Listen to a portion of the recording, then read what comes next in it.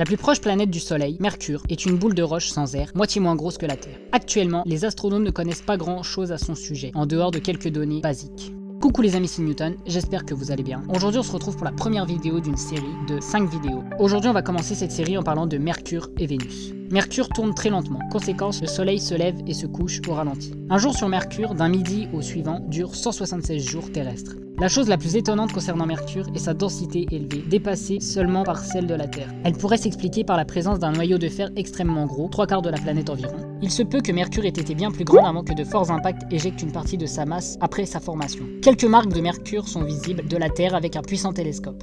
En 1974, Mariner 10, une sonde spatiale américaine, a survolé Mercure. On lui doit la première image de sa surface. On pouvait y remarquer que la surface ressemblait beaucoup à celle de la Lune, certains cratères atteignant les 640 km.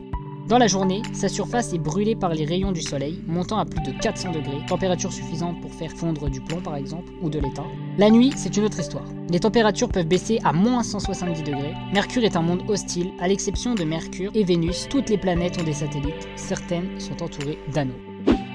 L'étoile du matin ou du soir est facile à distinguer de par son intense éclat, plus fort que celui de toute véritable étoile. Elle est observable grâce à un télescope, cependant vous ne pourrez pas voir sa surface, celle-ci étant totalement cachée par des nuages passant entre 45 et 70 km au-dessus d'elle.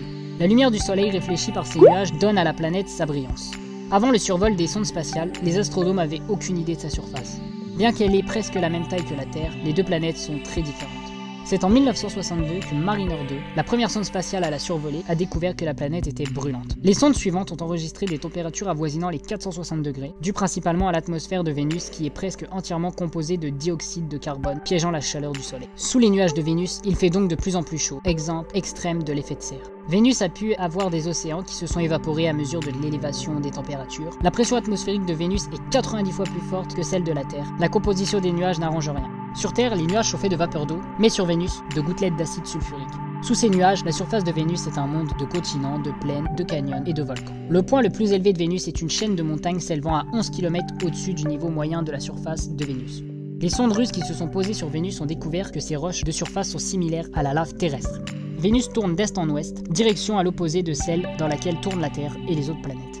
C'est la fin de la vidéo. Si je me suis trompé, vous pouvez me le dire dans les commentaires. Si la vidéo vous a plu, vous pouvez laisser un like et aussi laisser un commentaire. Pensez à vous abonner et à activer la cloche. Moi, je vous dis à la prochaine.